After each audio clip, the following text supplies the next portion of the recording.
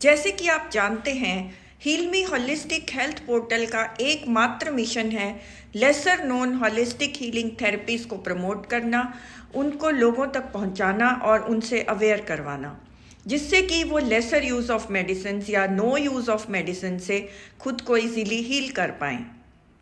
दोस्तों, integrated holistic wellness series में आज हम आपको इंट्रोड्यूस करवा रहे हैं एक बहुत ही rare but very effective and very interesting therapy, जिसे कॉन्शियसनेस एक्यूपंक्चर के नाम से जाना जाता है।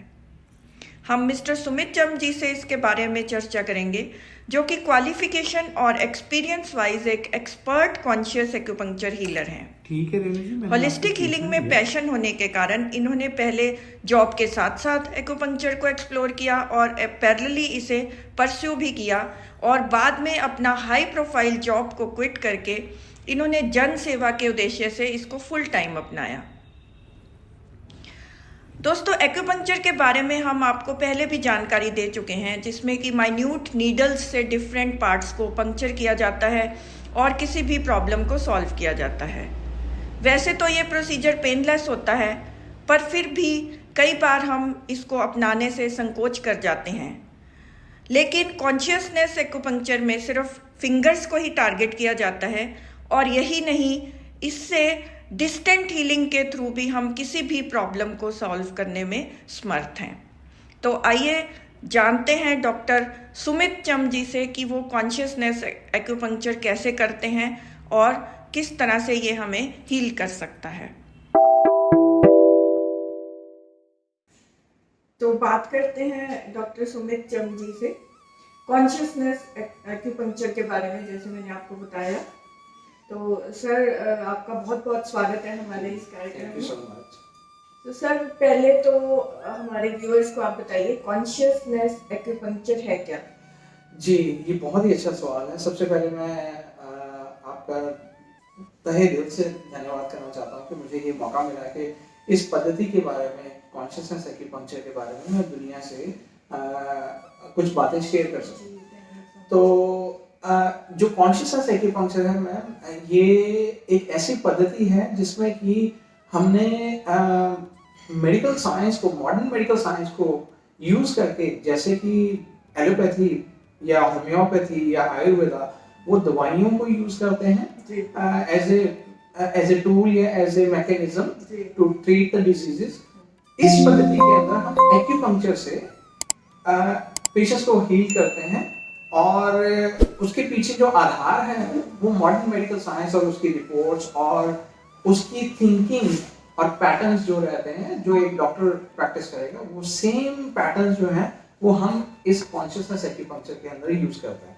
दूसरी चीज जो मैं इसके बारे में ये बोलना चाहूँगा कि हम बहुत ही नेचुरल वे में पेशेंट को ट्रीट करते हैं। जैसे कि एग्जांपल देता हूँ, अगर किसी को अभी चोट लगे, इंजरी हो, लेट्स से कि कोई क्रिकेटर है, वो फील्ड पे खेल रहा है, उसको अचानक से उसकी एंकल हो गई, ट्विस्ट हो गई, और उससे उसको स्वेलिंग आ रही है, उससे होगा क्या?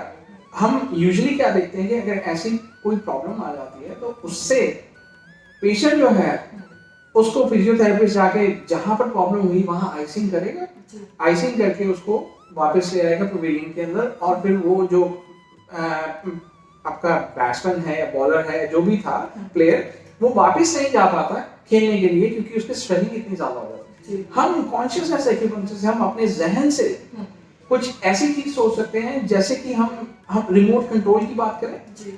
हमारी बॉडी जो है, जो हम दिखते हैं वो नहीं है, और ये क्वांटम फिजिक्स भी हमें बता रही है आज के दिन कि नंबर ऑफ पॉसिबिलिटीज जो है वो वही नहीं है जो हमें दिखाई दे रही है, अल्टरनेटिव रियलिटी भी एग्जिस्ट करती है। तो सिमिलरली हमें निकोला टेस्ला ने एक रिमोट कंट्रोल के बारे में बहुत अच्छे से सिखाया मॉडर्न मेडिकल साइंस के थ्रू।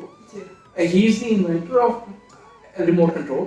तो हम अपने हाथों या पाँव को भी रिमोट कंट्रोल की तरह यूज कर सकते हैं, और इसी से ही हम ट्रीटमेंट कर सकते हैं। हम एग्जांपल लेते हैं कि किसी को एंकल में प्रॉब्लम आई, तो एंकल के लिए अगर ये दो उंगलियों को हम देखें, मिडिल फिंगर और रिंग फिंगर, तो अगर उसके राइट एंकल पे चोट आई हो, तो यहाँ पर अगर हम उसको मसाज करके देखेंगे तो पेशेंट जरूर पेन शो करेगा, और जहां पेन होगी वहीं पे अगर आप आइस एक्यूपंक्चर यूज करोगे, आइस का ट्रीटमेंट उस जगह पे करोगे, आप देखोगे विद इन 15 मिनट्स उसकी स्वेलिंग भी जाएगी और वापस वो खेलने जाएगा वहीं पर। तो ये कॉन्शियसली, जैसे कि निकोला टेस्ला ने हमें मॉडर्न वेज में देखना सिखाया, ऋषि मुनि हमारे पहले ही ये चीज जानते थे, या हम किसी और कल्चर में जाएं वहां भी जो स्पिरिचुअल लोग थे वो इस चीज को समझते थे कि कैसे रिमोट कंट्रोल वे में हम अपनी कॉन्शियसनेस से बहुत कुछ अचीव कर सकते हैं। बाबा नानक है, वो हाथ उठाते थे और पेशेंट को ब्लेस करते थे, उसी से ही हीलिंग आ जाती थी। हाँ, आज के दिन हम उसको प्लेसिबो इफेक्ट भी बोल सकते हैं, लेकिन बाबा नानक जो है या कुछ ऐसे स्पिरिचुअल लोग जो हैं वो कुछ बहुत अच्छे से चीजों को समझते हैं जिससे कि वो हीलिंग इम्पार्ट भी कर पाते थे, सिर्फ प्लेसिबो इफेक्ट नहीं होता था। एक मॉडर्न वे में ट्रीट करना, हमें कुछ ना कुछ साइंस का आधार चाहिए, चाहे हम आयुर्वेदा को यूज करें, चाहे हम होम्योपैथी को यूज करें, चाहे हम एलोपैथी को यूज करें। मॉडर्न मेडिकल साइंस भी हमें हेल्प कर सकती है, वो हमें बॉडी को अंडरस्टैंड करने में हेल्प करती है। तो हम पूरी बॉडी को अपने हाथ पे देख सकते हैं एक बड़े छोटे से घर पे ट्रीटमेंट करने के लिए। लेकिन जो कॉन्शियसनेस एक्यूपंक्चर है उसमें हम ये 2 उंगलियां और ये अंगूठा मेजॉरिटी ऑफ द टाइम्स हम इनको यूज करते हैं, लेकिन हम 4 उंगलियां और एक अंगूठा इसको भी यूज करके प्रॉपर ट्रीटमेंट कर सकते हैं। एक और एग्जांपल आपको दे देता हूं कॉन्शियसनेस एक्यूपंक्चर के थ्रू। हमें किसी को इन्फेक्शन हो गया है, इन्फेक्शन चाहे आरएनए में है, चाहे डीएनए का इन्फेक्शन है, हम अगर उंगली की इस लाइन, ये जो बॉल है, ये हमारी वॉल के अंदर अगर हम यहाँ एक सुई लगा दें या मैं किसी को टच कर दूं, मैं फिंगर एक्यूपंक्चर भी करता हूँ, मैंने यहाँ टच कर दिया, यहाँ से मैं अब ब्लड के अंदर आ रहा हूँ, एक सुई के अंदर मैं पूरे ब्लड के अंदर हूँ इंसान के। ये जो बीच वाली लाइन इमेजिनरी अगर हम देखेंगे एनर्जी लाइन है, ये हमारे ब्लड की लाइन आ गई। अगर इस ब्लड की लाइन को अगर मैं यहाँ पर फिर से टच करूँ तो मैं इन्फेक्शन में आ जाऊंगा।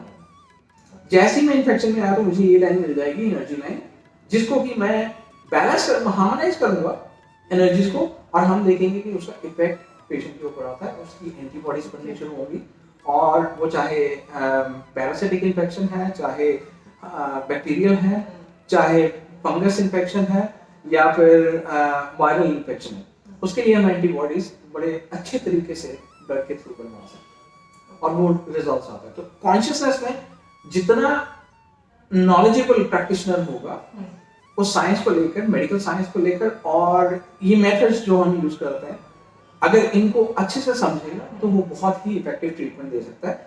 इन नटशल मैं ये बोलूंगा कि ये हम अपनी जहन से, मैंने एक मेडिटेटिव एक्यूपंक्चर भी कॉन्शियसनेस एक्यूपंक्चर के अंदर स्टार्ट किया है, फिंगर एक्यूपंक्चर मैंने स्टार्ट किया है, कलर एक्यूपंक्चर मैं बहुत अच्छे से यूज करता हूँ। मैं कलर्स को अगर किसी की स्टमक में प्रॉब्लम है तो मतलब एक्यूट डायरिया हो जाए किसी को, तो मैं किसी को कलर बता सकता हूँ कि आप कहाँ कलर लगाओ, और उससे आपको इमीडिएट रिलीफ मिलता है।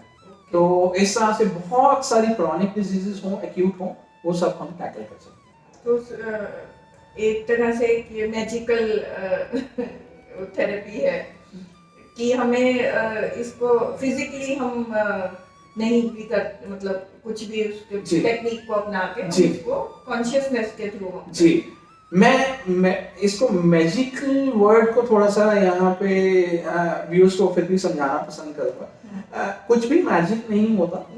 हम अगर अपनी सोल को देख नहीं सकते, हम उसको महसूस कर सकते हैं जी। अगर हम महसूस कर सकते हैं, जैसे फीलिंग्स होती हैं, फीलिंग्स हमारी मेटाफिजिकल वे में काम करती हैं। हम हॉर्मोन्स के थ्रू बॉडी में जो चेंजेस आते हैं उनको फील करते हैं।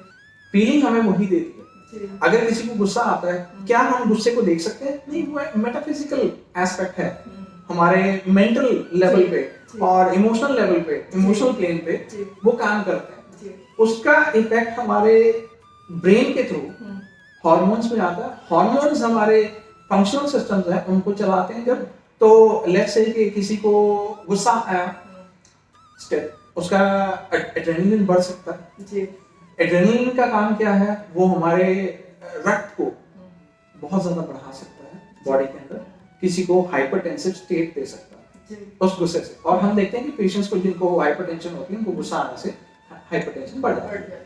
तो वो एक मेटाफिजिकल लेवल पे प्रोसेस स्टार्ट होता है, वहां से वो चल के फिजिकल एस्पेक्ट पे आता है।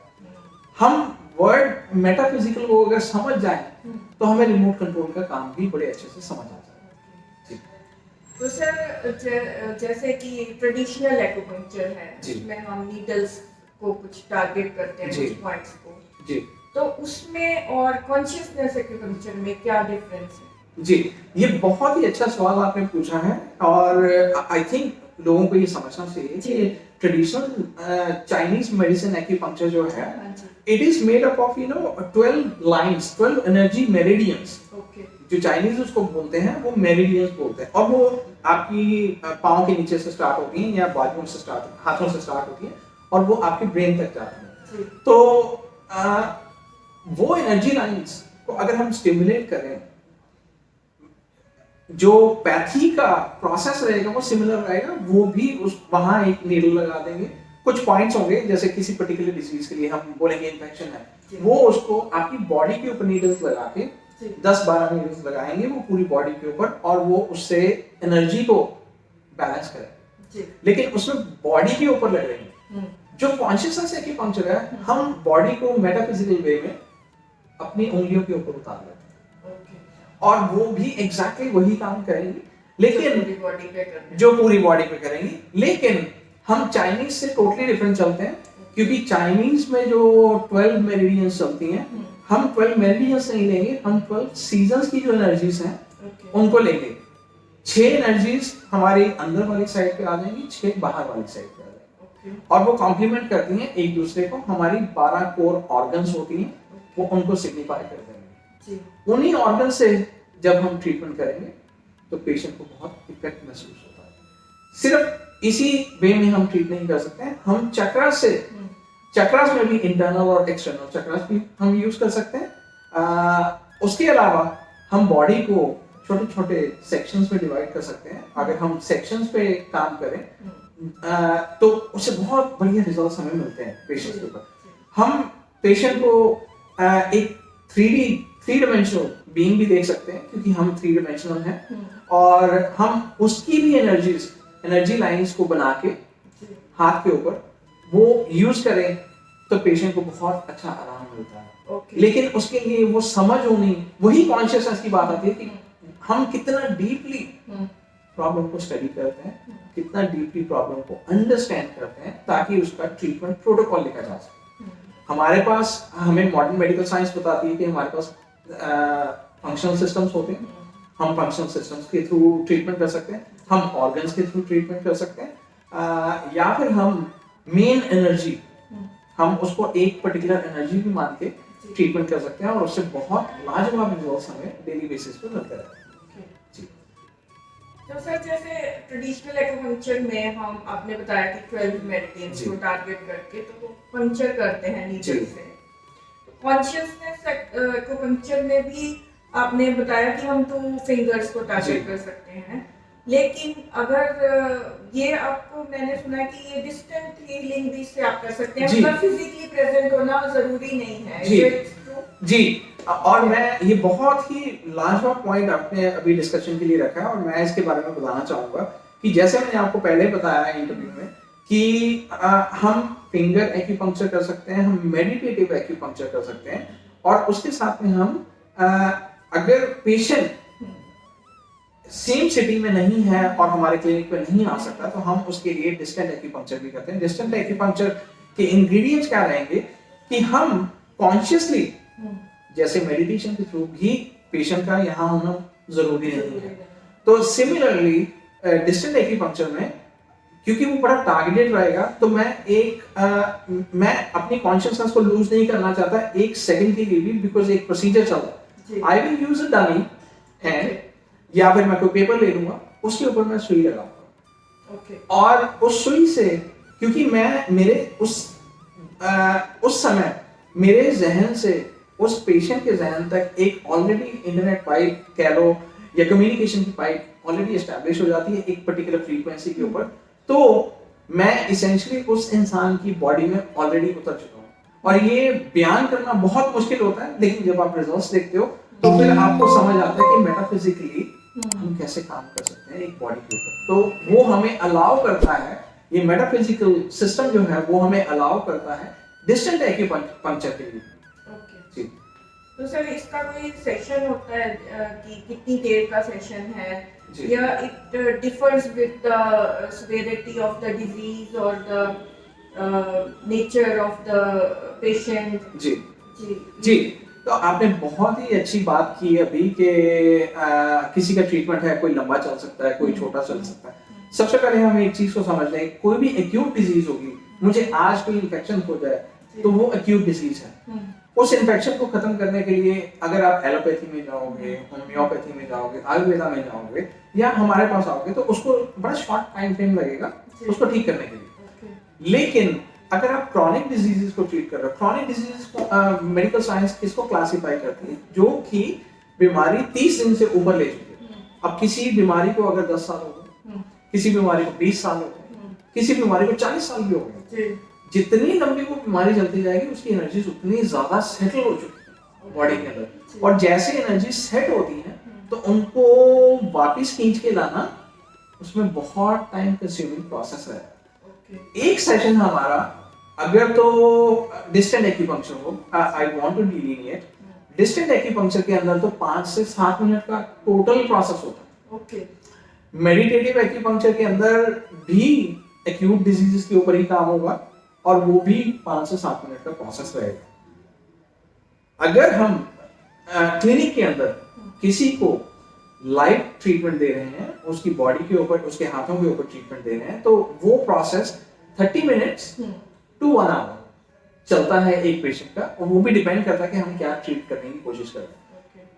Length of the course of the treatment, overall course of the treatment, वो मैंने जैसे कि एक्सप्लेन किया कि अगर बीमारी बहुत ऊपर जा चुकी है, बहुत पुरानी हो चुकी है, बहुत ऊपर एनर्जी पहुंच चुकी है, एग्जाम्पल है अगर हम 40 माले ऊपर चढ़ना चाहें या हम 3 माले ऊपर चढ़ना चाहें तो टाइम हमें लगता है। और ये हमें एनर्जी का प्रिंसिपल समझाता है, साइंस का प्रिंसिपल समझाता है कि जितनी ज्यादा बड़ी बीमारी होगी उसको उतना ज्यादा टाइम लगेगा। जी।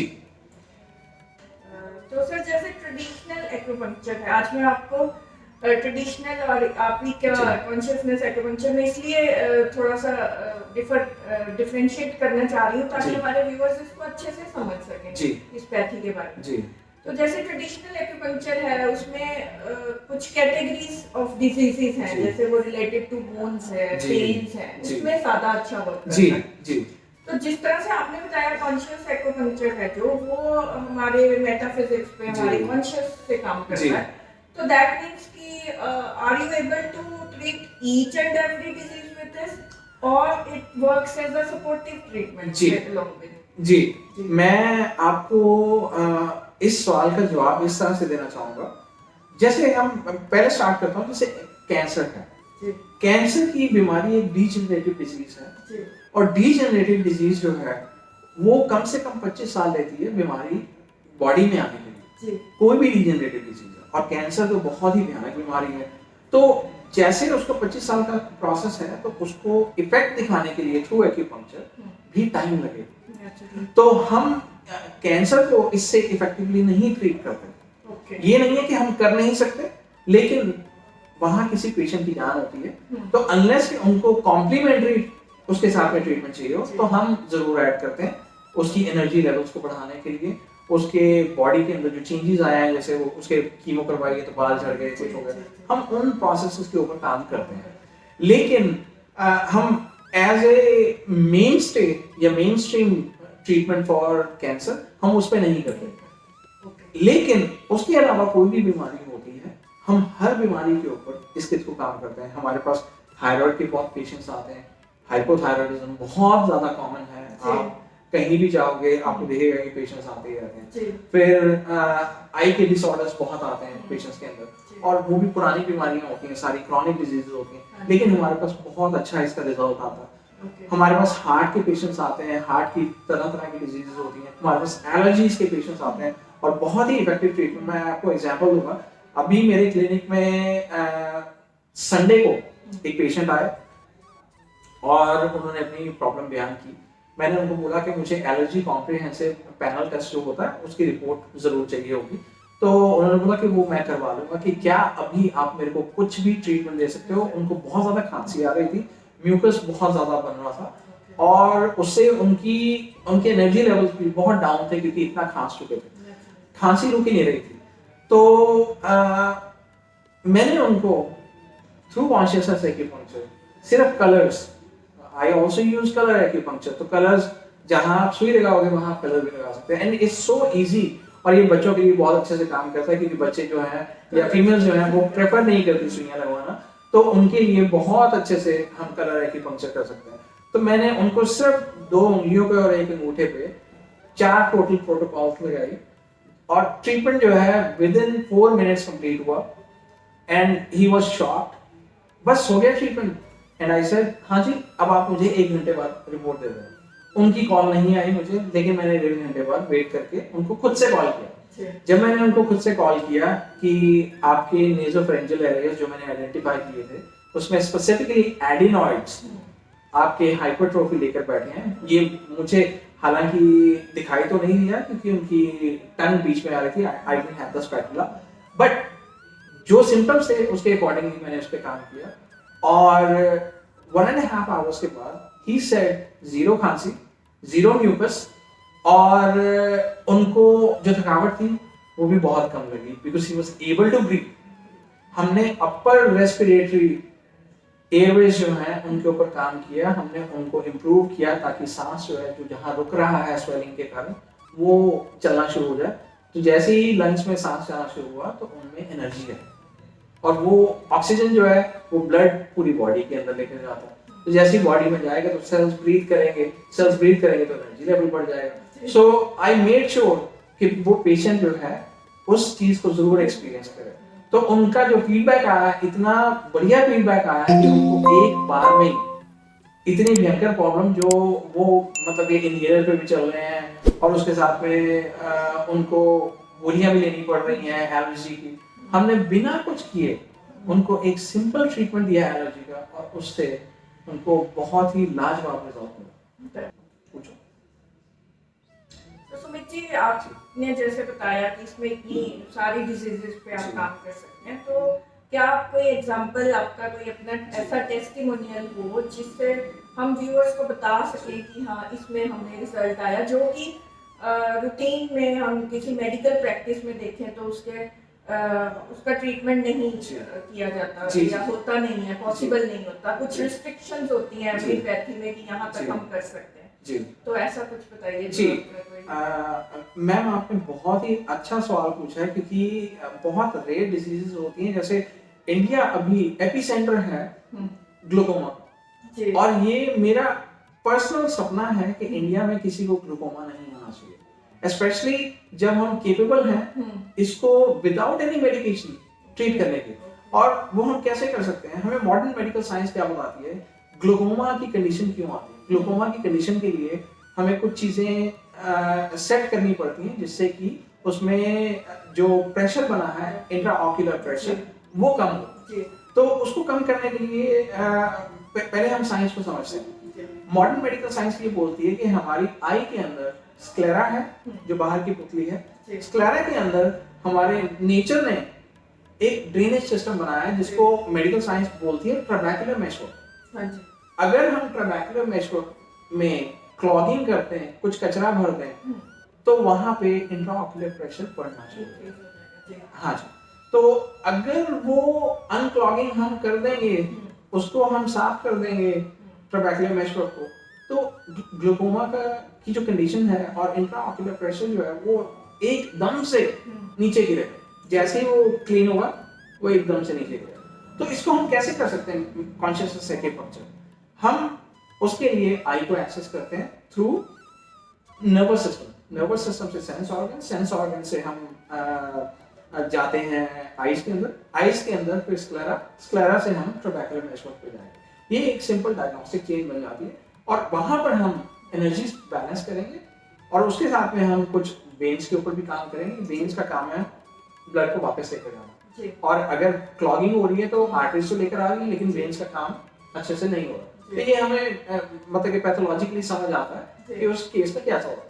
तो हम ऐसी प्रोटोकॉल्स डेवलप करेंगे कि इन दो मैकेनिज्म के ऊपर अच्छे से काम हो जाए, एनर्जीज बैलेंस हो जाए और उससे इंट्राऑक्यूलर प्रेशर किसी का 10 डेज में आ सकता है, किसी का 5 डेज में आ सकता है, किसी का 15 डेज में, 25 डेज या महीना, एक महीने के अंदर मेजॉरिटी पेशेंट्स जो होते हैं 20 डेज के अंदर तो आई वुड से कि 80% पेशेंट्स को रिलीफ मिल जाता है। मेजॉरिटी पेशेंट्स जो है वो ले जाते हैं और 20% जो है वो एक महीना या उससे ऊपर जाते हैं, क्योंकि उनकी जो एनर्जीज हैं वो या तो अपनी बॉडी के बारे में अच्छे से एक्सप्लेन नहीं करते। अगर मैं किसी पेशेंट से पूछूं कि आपको गुस्सा किस चीज पे आता है, वो अपने बारे में ही इतना अच्छे से आज के दिन नहीं जानते, क्योंकि they are so preoccupied with other things. वो आउटर वर्ल्ड में ज्यादा रहते हैं, इनर वर्ल्ड में कम है।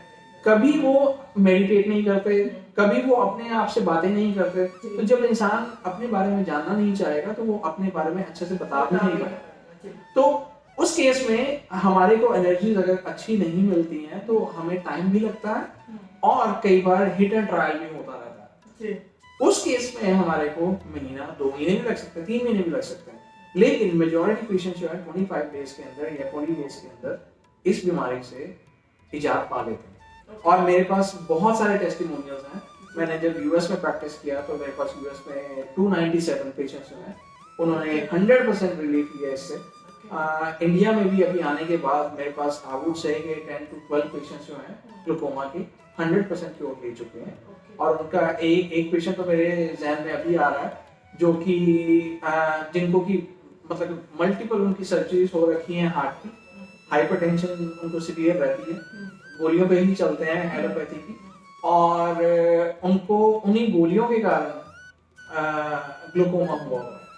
2016 से उनको डॉक्टर ने बोला हुआ था कि एक ट्रेवोकोस होती है एक इसकी आई ड्रॉप, तो वो आई ड्रॉप डालने के लिए बोला हुआ था। और मैं नहीं बोलता, एक रिसर्च पेपर है जिसने ये ट्रेवोकोस जो है उसके बारे में बहुत अच्छे से उसकी इफेक्टिवनेस को बताया हुआ है कि ये सिर्फ 6 to 9 mm पर Hg उसको डाउन करता है। तो अगर किसी का 40 पर है तो हम मैक्सिमम एक्सपेक्ट करते हैं कि 31 पे वो आ सकता है, मैक्सिमम।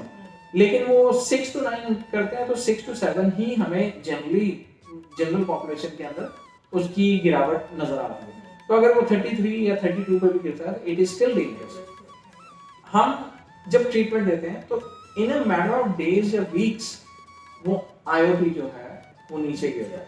ये पेशेंट जिसकी मैं बात कर रहा हूँ, जो जिसकी मल्टीपल हार्ट सर्जरी हो चुकी है और उसका ग्लूकोमा राइट आई के अंदर 40 mm पर Hg और आईओपी, और लेफ्ट आई का उसका 36 mm पर Hg, और डॉक्टर उनको बोल रहे हैं कि आप अभी के अभी नेक्स्ट 2-3 डेज के अंदर सर्जरी करवाओ। वो पेशेंट मेरे पास आया किसी की रिकमेंडेशन पे, उन्होंने मेरे से सिर्फ 1 वीक ट्रीटमेंट लिया, हमने रिपोर्ट निकलवाई, क्योंकि इस केस में हमें ये देखना जरूरी था कि कहीं उनकी आई डैमेज तो नहीं हो गया ऑलरेडी, जब हमने बहुत लास्ट मिनट पे उनका ट्रीटमेंट स्टार्ट किया। लेकिन हमें बड़े अस्टॉनिशिंग रिजल्ट्स मिले।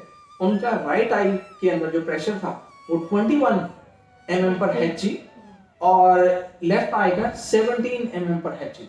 हमने 7 डेज और उनका ट्रीटमेंट किया, जिससे कि उनकी लेफ्ट आई का 10 mm पर Hg और राइट आई का 14 mm पर Hg आईओपी हो गया। और यहाँ से अब उसको दोबारा 40 पे जाने के लिए, 14 से 40 पे जाने के लिए उसको बहुत साल लगेंगे और पेशेंट को बहुत अपनी बॉडी को खराब करना होगा, जिसके बाद कि हमें इतने बुरे या ग्रेव रिजल्ट्स हमें दोबारा से दिखेंगे। तो आई वुड से कि पेशेंट की अगली जो he was already 69 years old, तो कोई 69 साल का होगा तो उसको अगले 15 साल तो बड़े प्यार से मिल गए बिना ग्लूकोमा के जीने। जी तो सर बाद में भी कोई, अब जैसे आपने ट्रीट कर दिया ये उसका आईओपी बिल्कुल नॉर्मल हो गया, इवन अच्छे से नॉर्मल हो गया, तो उसके बाद भी उसको कोई ईयरली या 6 मंथली कोई सेशन देना पड़ता है जिससे कि वो चलता रहे? जी ये भी बहुत अच्छा सवाल है।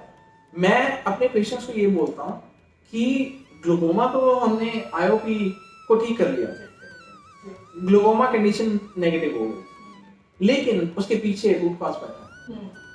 और मेडिकल साइंस हमें बताती है कि उसके पीछे रूट कॉजेज क्या आते हैं।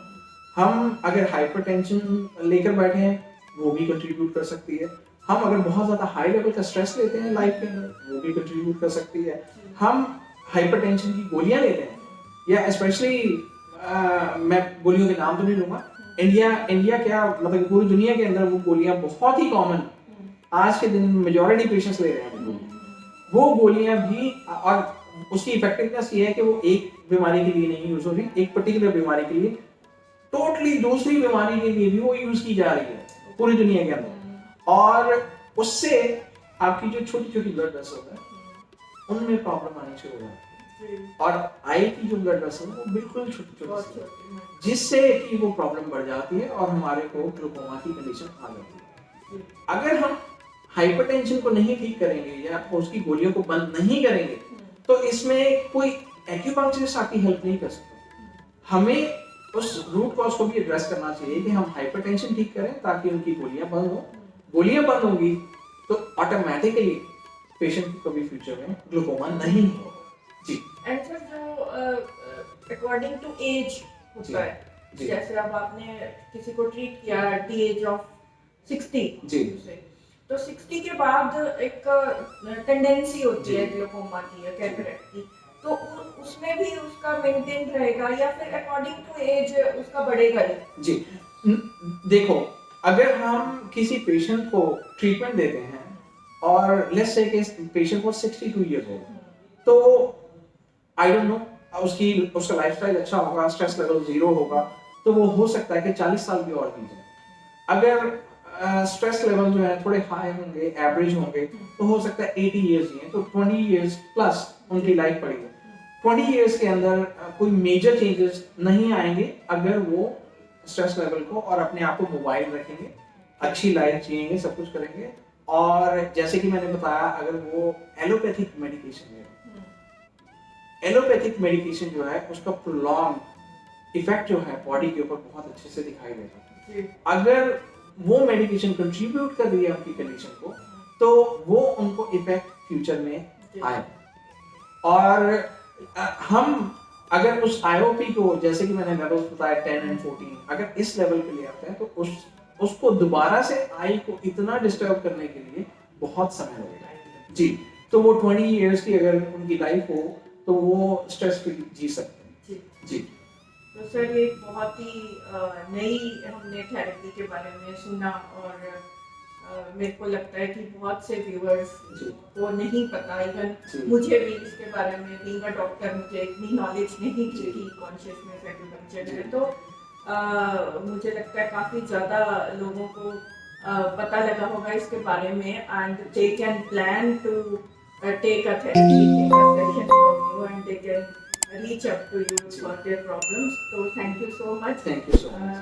आपका बहुत बहुत धन्यवाद, आप यहाँ पे आए और हमारे व्यूअर्स को आपने गाइड किया। Thank you so much.